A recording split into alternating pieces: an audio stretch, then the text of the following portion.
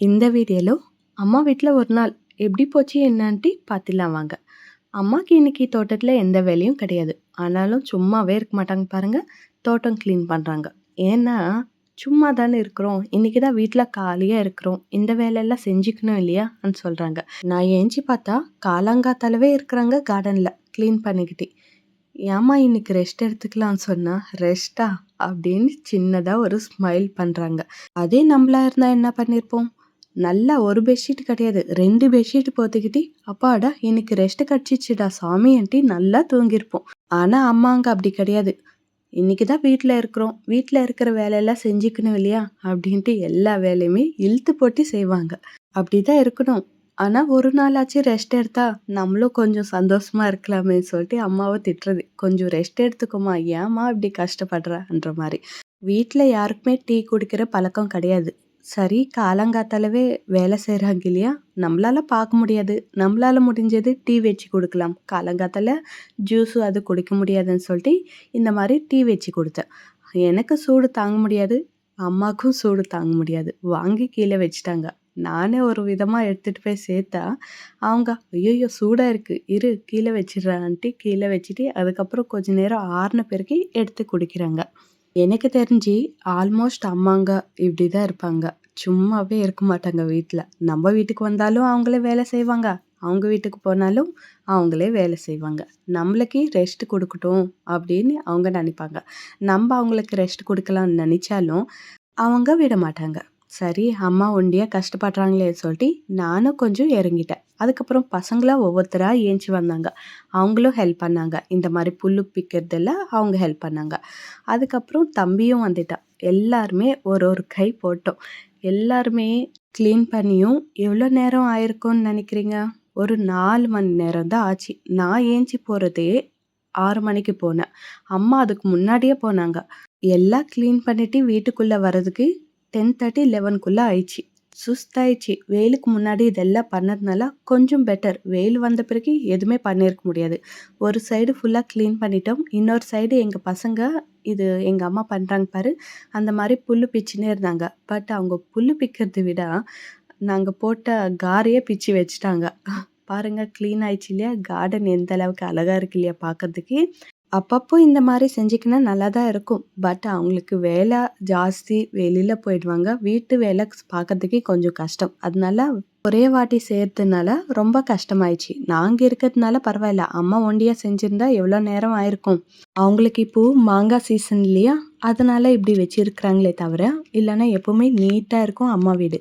அவங்களுக்கு OCD problem எனக்கிட்ட ஜாஸ்தியாகவே இருக்குது. அவங்களுக்கு எப்போவுமே நீட்டாக இருக்கணும். எங்கள் பசங்க ஹெல்ப் பண்ணுற பேரில் அங்கே போட்டு இருக்கிற சிமெண்ட் எல்லாம் கூட உடச்சி வச்சுட்டாங்க. பாவம். வீட்டுக்கிட்ட ஒரு மாங்காய் செடி இருக்குது தெரியுது இல்லையா?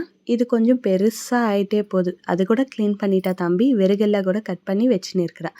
அம்மா போதும் வாமா சாப்பிட்லாம் அப்படின்னு கூப்பிட்டுட்டு இருந்தாலும் இரு கொஞ்சம் பண்ணிட்டேன் இரு கொஞ்சம் பண்ணிடுறேன் அப்படின்னு சொல்லினே இருக்கிறாங்க. அதுக்கப்புறம் நான் போய் அடுப்பு பற்ற வச்சுட்டு குளிச்சுட்டு அதுக்கப்புறம் அம்மாவை கூப்பிட்டேன். அதுக்கப்புறம் வந்தாங்க அவங்க. அது வரைக்கும் செஞ்சுனே இருக்கிறாங்க வேலை. கொய்யாக்காய் செடி கூட கட் பண்ணிடுறேன் நாங்கள். சரி அதில் ஒரு கோவா இருந்துச்சு. அது எடுத்துக்கலான்னு நானும் கஷ்டப்பட்டு அது பிச்சா அது பாதி கிளி சாப்பிட்டுட்டு இருக்கு. ஐயோ போச்சா நல்லா இருந்தது அது ஒன்று தான் அது கூட போச்சா அப்படின்ற மாதிரி நான் என்னோட ரியாக்ஷன் இருந்துச்சு. அதுவும் கொஞ்சம் பூச்சி எல்லாம் பிடிச்சிச்சு. அதனால தான் கட் பண்ணிடுறேன். அதுக்கப்புறம் வரும் நெக்ஸ்ட் இயர்க்கெல்லாம் வந்துடும் அப்படின்ட்டு எல்லாமே கட் பண்ணிட்டாங்க. ஏன்னா ரொம்ப பூச்சி விழுந்துச்சுன்னா மீதி இருக்கிற செடிக்கெல்லாம் கூட ஸ்ப்ரெட் ஆகிடும் இல்லையா? சீசன் முடிஞ்சிச்சு இல்லையா? அதனால கட் பண்ணிடலான்னு சொல்லிட்டு எல்லாமே கட் பண்ணிட்டு இருக்கிறாங்க. இந்த குப்பையெல்லாம் கூட இன்னும் க்ளீன் பண்ணி அடுப்பு பற்ற வைக்கிற மாதிரி இதுவும் பற்ற வைக்கணும். அதனால அப்படியே விட்டுட்டோம் ஒரு நாள் காயட்டோன்ட்டு. எல்லாமே க்ளீன் பண்ணி ஆயிடுச்சு. ஒரு சைடு மட்டும் கொஞ்சோண்டு இருக்குது. அதுக்குள்ளேயே எங்களுக்கு போதும் போதும்னு ஆயிடுச்சு. எனக்கு ஆயிடுச்சு. அம்மாவுக்கு ஆச்சா இல்லையான்னு தெரியல. அதுக்கப்புறம் குளிச்சுட்டு தோசை ஊற்றலான்னு போனால் மாவு கொஞ்சமே இருக்குது. என்ன பண்ணுறது? சாப்பிட்டே ஆகணும் இல்லையா? பசி வேற வந்துச்சு. சரின்ட்டு கோதுமை மாவு மிக்ஸ் பண்ணி தோசை ஊற்றிட்டோம். வீடியோ எடுத்தால் தோசை சரியாகவே வரமாட்டேங்குது. அதனால தான் நான் வீடியோ எடுக்கல பக்கத்தில் வச்சுட்டேன்னு சொல்லிட்டு பக்கத்தில் வச்சுட்டு தோசை ஊற்றுனா பாருங்கள் எவ்வளோ நீட்டாக வருது. அப்போன்னா அதுக்கு கூட பிடிக்கல நான் நீட்டாக தோசை ஊற்றுறேன்னு காமிக்கிறது.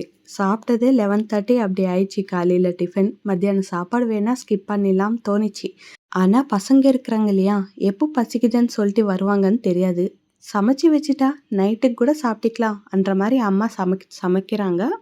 நான் வந்து பசங்களுக்காக குலாப் ஜாமுன் வாங்கிட்டு வந்தா தம்பி. அது ப்ரிப்பேர் பண்ணிட்டு இருக்கிறேன்.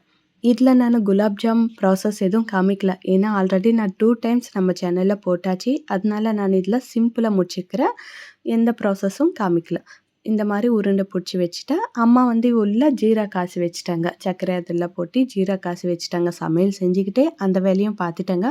நான் இது பெசஞ்சு உருண்டை பிடிக்கிறதுக்குள்ள அம்மா பாதி சமையலே முடிச்சுட்டாங்க. அதுக்கப்புறம் ஸ்டவ் காலியா இல்லன்னு சொல்லிட்டு கொஞ்ச நேரம் உட்காந்தேன்.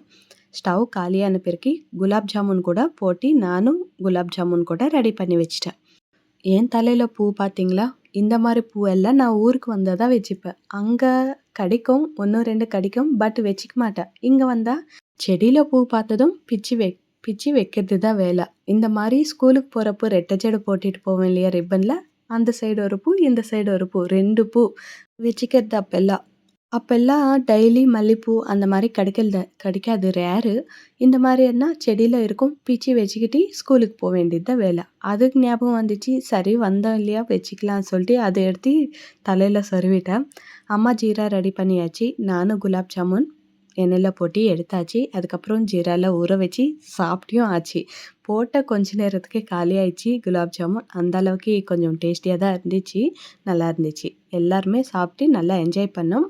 இந்த உருண்டையெல்லாம் பார்த்தா, அப்பா சின்ன வயசுல ஜாண்டீஸ்க்கு மருந்து குடுப்பாங்க. ஒரு இலை அரைச்சு இந்த மாரி உருண்டையா போட்டு குடுப்பாங்க. அது மజ్జిగல சாப்பிடணும்.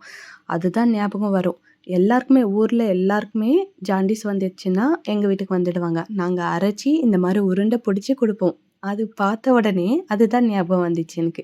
எங்களுக்கு ஜாண்டீஸ் வந்தா கூட ஹாஸ்பிட்டலுக்கு போமாட்டோம். அப்பாவே மருந்து குடுத்துடுவாங்க. நல்லா சீக்கிரமா குணமாயிடும். அதுக்கப்புறம் மதியம் சாப்பாடு வேணான்னு தோணிச்சுன்னு சொன்னேன் இல்லையா? 3 மணிக்கு அப்படி பசி வந்துச்சு. சாப்பிடலான்னு தோணிச்சு. அதுக்கப்புறம் கொஞ்சம் கொஞ்சமா எல்லாருமே சாப்பிட்டுட்டு, தூக்கம் வருதேன்ட்டு அப்படி இப்படி பெனாத்தின்னு இருந்தோம். சரி இப்படி இருந்தா நைட்டுக்கு தூங்க முடியாது இல்லையா? அதனால சித்தி வீட்டுக்கு போயிடலாம். அங்க 2 குட்டீஸ் சின்ன குட்டீஸ் இருக்கிறாங்க இல்லையா? அவங்க கூட ஜாலியா இருந்துட்டோம்னா, ஈவினிங் ஆயிடும். அதுக்கப்புறம் நம்ம வேலை நம்ம செஞ்சுக்கலான்ட்டு அங்க போயிட்டோம். அங்க போனா புலி கிளீன் பண்ணிட்டு இருக்கிறாங்க. சரி கதை பேசிக்கிட்டே புலி கிளீன் பண்ணிட்டோம். இந்த மாரி எல்லாருமே ஒரு இடத்துல உட்காந்து வேலை செஞ்சா எவ்வளோ நல்லா இருக்கும் இல்லையா? இந்த மாரி எல்லாம் ஊருக்கு வந்தா தான் நடக்கும். ஏன்னா எல்லாரும் ஒண்ணா இருக்கிறது ஊர்ல தான். நம்ப தனியா இருக்கிறப்போ தோணும். ஐயோ! நம்ம தனியா இருக்கிறோன்ட்டு. ஊருக்கு வந்தா இந்த மாரி எல்லார் கூடயும் ஜாலியா கதை பேசிக்கிட்டே, இந்த மாரி வேலை செஞ்சா, வேலை செஞ்ச மாரி கூட தோணாது.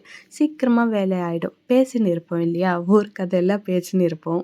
ஊர் கதை பேசலனாலும் நம்ம கதைய பேசிட்டே டைம் பாஸ் ஆயிடும். அதனால.